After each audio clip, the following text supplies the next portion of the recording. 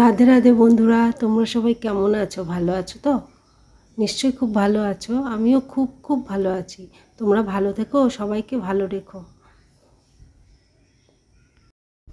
নতুন বন্ধু, পুরনো বন্ধুদের আমার চ্যানেলে স্বাগত, শুভেচ্ছা ও অনেক অনেক ভালোবাসা। তোমরা ভালো থেকো, সবাইকে ভালো রেখো ও সুস্থ রাখার চেষ্টা করো। তো আজকে না রান্নাঘরটা পরিষ্কার করব ভাবলাম, অনেক দিন পরিষ্কার করা হয়নি। আগে সপ্তাহে 2 দিন করতাম পরিষ্কার, তো এখন না পরিষ্কারই করা হচ্ছে না।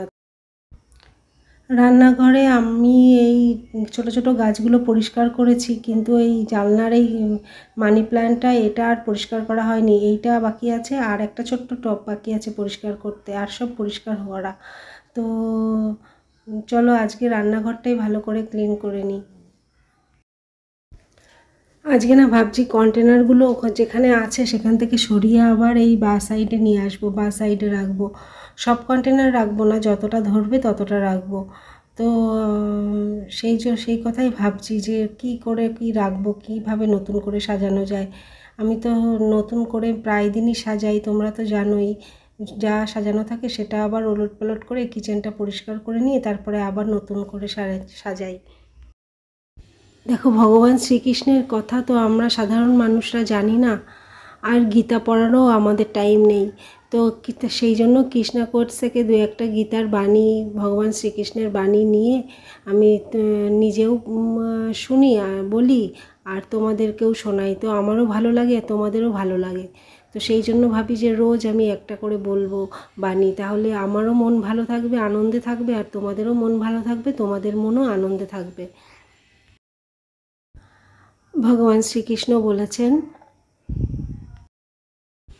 একবার অসফল হয়েও যে মানুষ সম্পূর্ণরূপে হার মানে না, আবার একবারের সাফল্যে যে মানুষ নিজেকে শ্রেষ্ঠ মনে করা থেকে বিরত থাকে, বাস্তবে সেই প্রকৃত মানুষ। কোনো কাজে অসফল হয়ে যেন আমরা হার মেনে বসি না, যেন আমরা বারবার চেষ্টা করতে থাকি, তাহলে আমরা সফল হতে পারবো।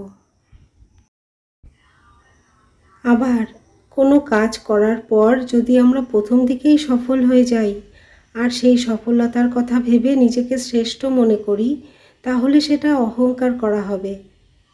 তাই আমরা যেন নিজেকে শ্রেষ্ঠ মনে না করি। তো বন্ধুরা দেখো, আজ যতটুকু বুঝেছি তা তোমাদের সাথে শেয়ার করলাম। আর এদিকে রান্নাঘরটাও তো ক্লিন করা হয়ে গেছে, কিন্তু গোছানো হয়নি।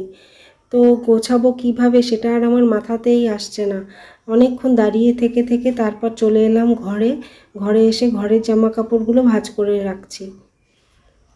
ঘরের জামা কাপড়গুলো ভাঁজ করতে করতে যদি মাথায় কোনো আইডিয়া আসে, তাহলে সেই আইডিয়া অনুযায়ী আমি কন্টেনারগুলো সাজিয়ে রাখবো। তো আসলে ওইখানে জায়গাটা তো কম, তো সেই জন্যই একই রকমভাবেই সাজাতে হচ্ছে, বারবার অন্য রকমভাবে সাজাতে পারছি না, চেষ্টা করলেও পারছি না। যে ওখান থেকে সরিয়ে আনছি, সরিয়ে অন্য কোথাও রাখছি কন্টেনার, আবার সেই জায়গায় নিয়েই রাখছি, এরকমটাই চলছে। তো দেখো, এই ঘরে তো সব জামা কাপড় গোছানো হয়ে গেছে, আর বাকি আছে ড্রেসিং টেবিলটা একটু এলোমেলো হয়েছিল, সেটুকুও গুছিয়ে নিলাম। আর শোকেসের উপরেও চার্জারের তারগুলো একটু এলোমেলো হয়ে আছে, সেগুলো জায়গায় রাখছি। আর ফার্নিচার তো আজকে মুছবো না, কালকেই মুছেছি। তো চলে এলাম সোফা গোছাতে। সোফার উপরে দেখো সেই পড়ে এসছে, ব্যাগ রেখেছে, ব্যাগটা এখনও জায়গায় সরানো হয়নি।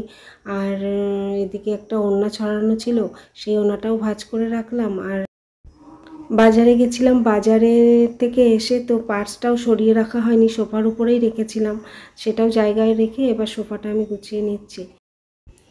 তো দেখো, কাজ করতে করতে মাথায় একটু আইডিয়া এসছে রান্নাঘর সাজানোর।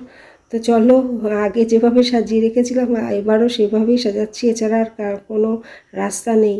তো একটু নতুনত্ব তো লাগছে, মাঝখানে কদিন রাখিনি এখানে, তো আবার নতুন করে রাখার পর ভালো লাগছে। তো আজকের ভিডিও এ পর্যন্তই, আবার চলে আসবো কাল নতুন কোনো ভিডিও নিয়ে। তো টাটা।